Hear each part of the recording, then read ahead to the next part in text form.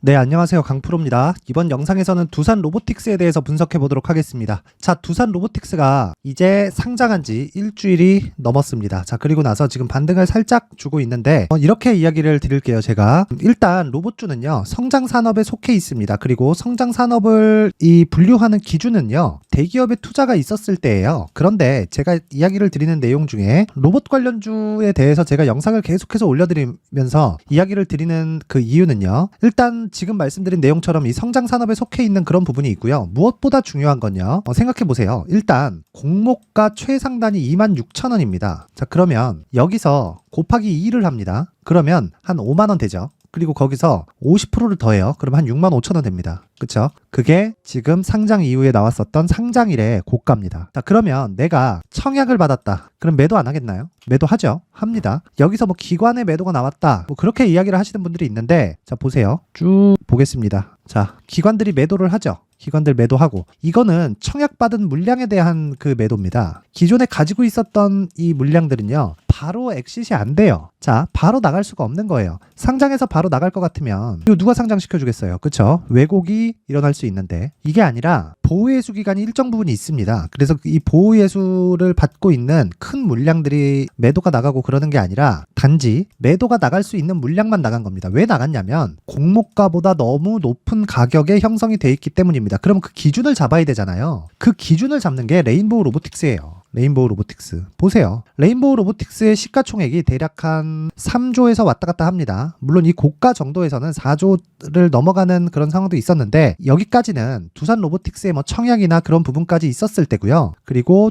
두산 로보틱스가 상장이 된 이후에는 우리가 그냥 간단하게 생각을 하시면 됩니다. 그냥 너무 진짜 어렵게 생각하지 마세요. 내가 보유하고 있었다면, 내가 매도할 수 있는 물량을 보유하고 있었다면, 상장하고 이 공모가 대비해서 1.5배가 상승을 했는데 이거 그냥 두겠어요? 매도하잖아요. 근데 단지 이 수급적인 문제라고요. 이 수급적인 문제 이후에는요, 철저하게 가격에 맞춰서 움직이는 게 맞고요. 그 가격의 기준이 되는 게 기존의 로봇 주에서 대장이었던 레인보우 로보틱스의 움직임이다. 근데 제가 로봇 관련된 종목을 이야기를 드릴 때요, 계속해서 이야기를 드려요. 성장 산업이다. 이거 함부로 매도하는 주식이 아니다. 그런데 올라왔을 때는 당연히 까야지. 당연히 까야 됩니다. 근데 지금은 어때요? 내려왔잖아요. 자, 정말 신기하게도 다들 62평만 보고 있을 거예요. 62평 반등 나오네? 그게 아닌 겁니다. 왜? 두산 로보틱스의 상장 기대감이 있었던 그 직전까지 주가가 조정받았을까요? 물론 정말 막 한옥가 단위까지 이 주식시장이 맞아 들어갈 수는 없습니다. 그런데 한옥가 단위까지 주식시장이 맞아 들어갈 수는 없다고 하더라도 근사치에서 항상 저가와 고가가 형성이 됩니다. 근데 우리는 그걸 정확하게 알 수가 없죠. 그렇기 때문에 대략적인 부분을 확인을 하고 팔 때는 하락하면서 파는 거고요. 또는 위에 올라갈 걸, 추가적으로 올라갈 걸 포기하고 그냥 고가에 대놓고 파는 겁니다. 매수할 때는 대놓고 매수하는 경우는 정말 이 비중이 많지 않았을 때고, 우리가 본 물량이 들어가는 거,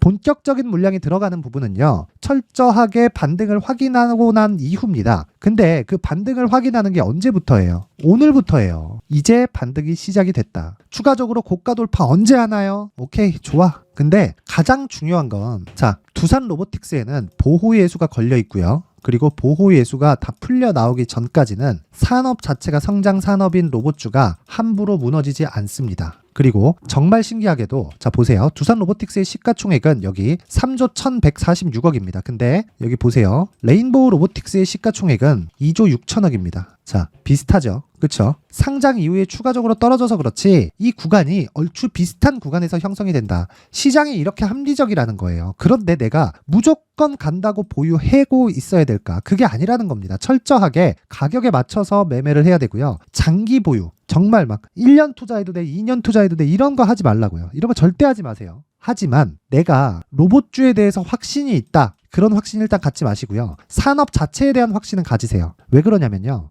보세요. 제가 성장 산업에 대한 분류를 어떻게 한다 그랬죠? 두 가지 중에 한 가지는 반드시 들어가야 돼요. 그럼 두 가지 중에 첫 번째가 뭐냐? 정부 정책의 방향. 그리고 두 번째는 대기업의 투자. 이 두 가지 중에 하나는 들어가 있어야 돼요. 근데 로봇주는 이 두 가지 중에 뭐가 들어가 있나요? 대기업의 투자가 들어가 있다고요. 어디서? 삼성에서. 언제 했나요? 1월 달에 발표 나온 게. 그쵸? 그러면 공시 의무가 있습니다. 이 구간 내에서 들어갔다는 거예요. 근데 삼성은 사업을 하기 위해서 들어간 거잖아요. 그러니까 지금까지 보유하고 있는 겁니다. 얘네는 시세 차익이 목적이 아니에요. 이거 초기에 들어간 게 600억인가 발표 나왔어요. 그러면 600억 가지고 10년 투자하려고 600억 넣었나? 그거 아니라고요. 삼성에서 600억이 뭐라고? 그쵸? 우리한테나 크지. 딱 여기까지만 보면 되는 겁니다. 그리고 추가적으로 뭐 이런 내용 저런 내용 시장 관련된 내용 이런 거 싹 다 무시하세요. 제가 시장 관련해서 이야기 간단하게 드릴게요. 주식시장 빠지면 요즘 나오는 기사들 있죠. 기사 한번 찾아볼까요? 딱 네이버에 미증시라고 검색을 하겠습니다. 자 보세요. 중동 전쟁에도 미증시 4일 연속 상승, 유가도 3% 급락. 왜? 전쟁이 났는데. 일본 증시 미증시 상승에도 오름세로 출발. 니케이도 올라가고 있다. 전쟁보단 석유 파동이 증시에 위협적. 미증시 4연속 상승. 이 뭔 개소리야 이거. 그쵸? 10월 12일 미증시 특징주. 자 오늘은 없어졌는데 보겠습니다. 미국 10년물 국채금리를 검색을 해보면 자 보세요. 국채금리 하락세의 또 상승 마감. 국채금리 또 하락. 뉴욕 증시 나흘째 상승. 국채금리 하락의 상승 마감. 자, 제가 이걸 왜 보여드리냐면요. 미증시가 올라가고 내릴 때 국채금리도 올라가고 내릴 수 있습니다. 근데 지금과 같은 경우에는요. 미증시가 올라갈 때 국채금리가 내려야 한다고 이야기를 하는데 이게 반드시 통용되는 이야기는 아니라는 거예요. 공식처럼 시장에 적용해 가지고 판단을 해야 될 게 아니라는 겁니다. 그러면 우리는 어떻게 판단을 해야 되나요? 기준금리 대비해서 미국 국채금리가 어느 정도 수준에 와 있는지를 보는 겁니다. 예를 들어서 국채금리를 산정하는 방식은 기준금리를 명목금리라고 하거든요. 명목금리 더하기 기대인플레이션은 실질금리가 됩니다. 이 실질금리가 채권금리예요. 그럼 우린 여기서 뭘 봐야 됩니까? 2년물이면 2년 뒤에 예상되는 금리. 왜? 인플레이션이 포함되니까. 10년 금리면 10년 뒤에 예상되는 금리. 왜? 인플레이션이 포함되니까. 자, 그럼 생각해보세요. 10년물 금리가 1%야. 지금 생각해보면 10년물 금리가 1%가 될 수 있어? 이렇게 생각하시죠. 자, 내용 확인합니다. 인베스팅에 들어가서 10년물 금리 누구나 볼 수 있습니다. 자, 장기 차트 한번 열어볼게요.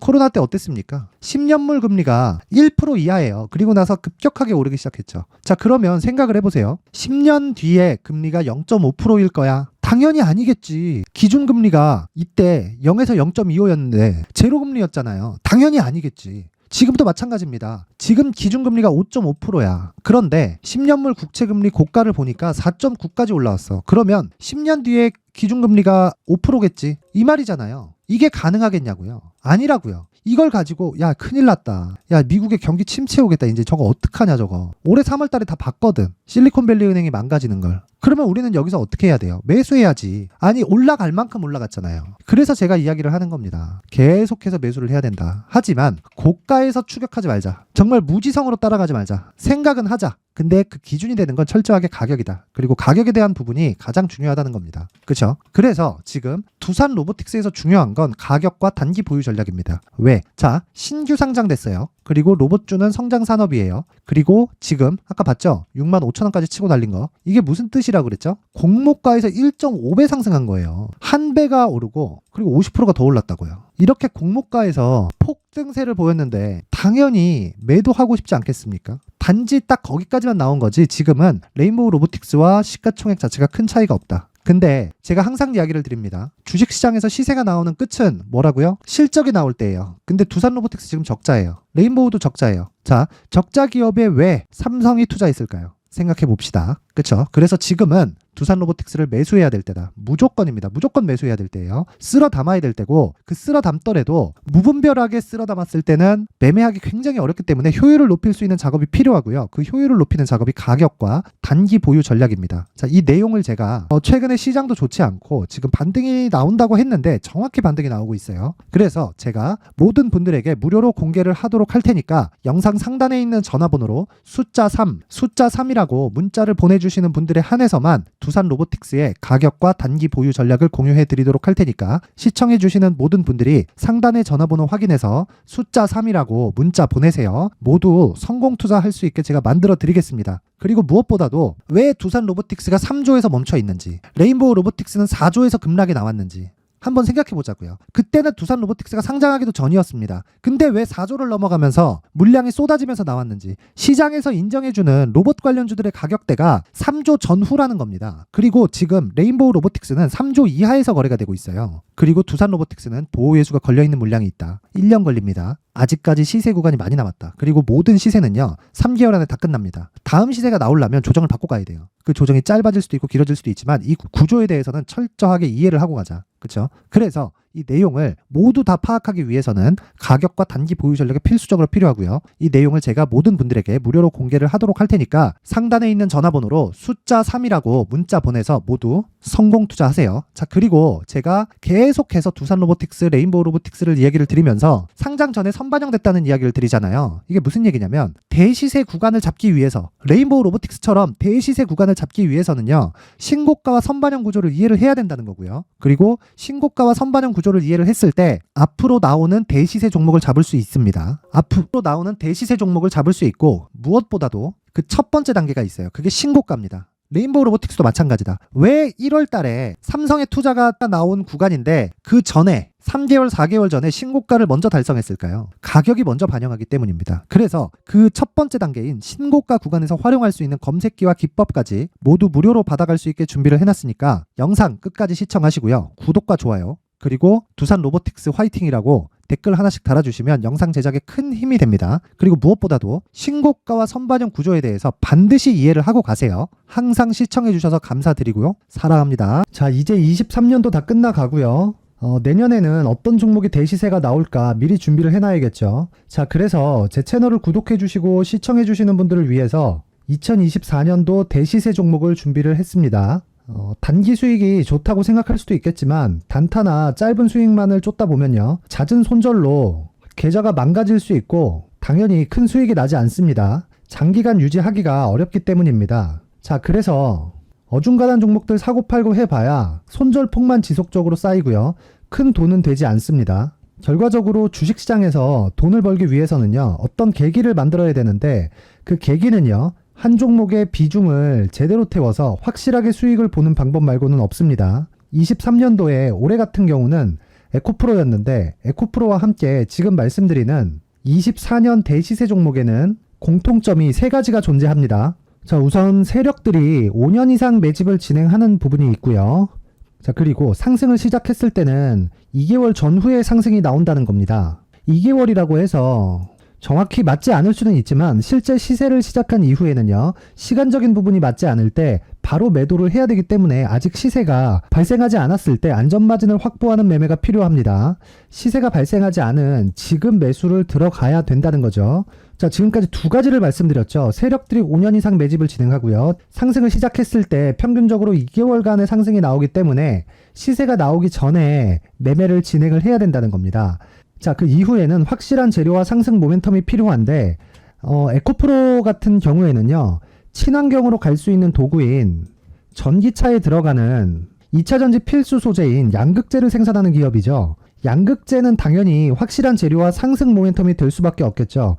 자, 그래서 2월 7일 강프로의 대시세 종목으로 에코프로를 17만원을 기준해서 매수 주문이 나갔고요. 목표가는 50만원부터 자율 매도 구간으로 잡았습니다. 예상 수익 범위가 200% 이상으로 되어 있죠. 예상 수익 범위의 기준은 신고가를 달성한 이후에, 자, 여기 추가적으로 나올 수 있는 시세의 평균치가 200% 이상이기 때문에 그렇습니다. 물론 23년도 대시세 종목인 에코프로는 지금 매수할 수는 없습니다. 자, 그런데요, 시세는 항상 연결된다고 이야기를 드렸고, 24년도에 나올 대시세 종목도 에코프로와 같은 친환경이라는 성장산업 내에서 크게 벗어나지 않습니다. 자, 그리고 무엇보다도 강프로의 대시세 종목에는 자, 이런 3가지의 공통점을 체크를 해야 되고, 어떤 종목이든 이 3가지 조건 안에서 절대 벗어날 수가 없습니다.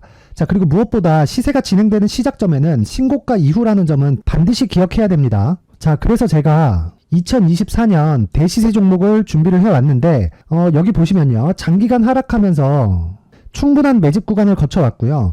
물론 하락폭이 크다는 건 앞으로 나쁠 부분을 먼저 선반영한 거기 때문에 기본적으로 우량한 재무 상태를 갖춘 종목이어야 됩니다. 자, 그리고 주가는 항상 선반영한다고 말씀을 드렸는데, 자, 여기 이미 바닥 구간 이후에 신고가 구간을 이미 달성했다는 건 앞으로 나빠질 부분을 먼저 선반영했고요, 좋아질 부분을 미리 반영하고 있다는 증거로 주식 시세의 본질인 선반영 논리에 맞습니다. 이런 종목 중에서 무조건 에코프로와 같은 정부 정책의 방향과 같은 방향성을 띈 종목에 들어가야 된다는 건데, 다시 말씀드리지만 무엇보다 중요한 건 정부 정책의 방향입니다. 정부 정책의 방향에서 사실상 친환경은요, 거스를 수 없죠. 2023년 대시세 종목인 에코프로도 정부 정책의 방향에 맞는 종목이라고 볼 수 있죠. 물론 그래도 신고가 이후에 시세를 낸다는 건 반드시 기억을 해야 될 부분입니다. 자, 그래서 제가 지금까지 말씀드린 대시세 조건을 모두 갖춘 종목을 준비를 했는데 2024년 대시세 종목은 영상 상단에 있는 전화번호로 대시세라고 문자를 보내주시는 분들에 한해서만 대시세 종목을 공유해 드리도록 하겠습니다. 모든 분들께 공유해 드릴 수도 있겠지만, 자, 그래도 준비해온 사람의 성의를 생각해서 최소한의 성의를 보여주시는 대시세 문자를 보내주시는 분들에 한해서만 공유해 드리도록 할 테니까 영상 상단의 전화번호 확인해서 2024년 대시세 종목으로 큰 수익 내셨으면 좋겠습니다. 자, 그런데요, 나는 주식을 배우고 싶다, 이런 대시세 종목을 직접 찾고 싶다 하시는 분들이 있을 수 있습니다. 결과적으로 신고가 종목을 찾고 추적할 수 있어야 된다는 거죠. 그럼 이 추적을 어떤 종목을 위주로 해야 되냐, 어떤 신고가를 찾아야 되냐 궁금하실 수 있는데, 제가 신고가 종목만 검색해서 추적할 수 있게 검색기를 만들어 놨습니다. 자, 시장이 4월부터 꺾였기 때문에 5월달에 어떤 종목이 나왔는지를 실제 검색을 해보겠습니다.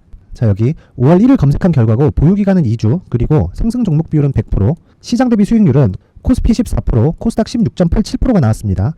검색기에 포착돼서 추적해야 되는 종목은 유니온 머터리얼이고 기간 내 최고 수익률은 57%가 나왔습니다. 그리고 보유기간으로 잡았었던 2주 동안의 수익률은 13%가 나왔습니다. 상세한 내용이 나오죠. 여기서 중요하게 보셔야 될 건 상승 종목 비율도 아니고 몇 종목이 나왔는지도 아닙니다. 우리는 신고가 종목을 매매를 해야 된다는 것이고요. 그리고 신고가 이후에 발생하는 시세 이파를 반드시 공략을 해야 된다는 겁니다. 그리고 무엇보다 중요한 건 시장 대비 수익률이 더 높아야 된다는 거죠. 자, 시장 대비 수익률이 만약에 떨어진다면, 또는 시장 대비 수익률만큼만 강세를 보인다면 무슨 일이 발생하느냐? 시장이 하락할 때는요, 상승 종목을 찾지 못하는 겁니다. 그래서 신고가 종목을 매매를 해야 된다는 거고, 그 결과로 5월 1일 날 수익이 유니온 머터리얼 기간 내 최고 수익률이 57%가 나온 거죠. 그 다음 5월 8일 날입니다. 5월 8일 보이시죠? 보유기간 2주 찍혀 있고 상승 종목 비율은 71%인데 이건 그렇게 중요한 게 아닙니다. 더 중요한 건 코스피 대비해서 9%, 그리고 코스닥 대비해서는 10%입니다. 이렇게 높게 잡힌 건요, 코스닥이 하락했다는 거고, 코스닥이 하락했을 때는 에코프로가 포함되어 있기 때문입니다.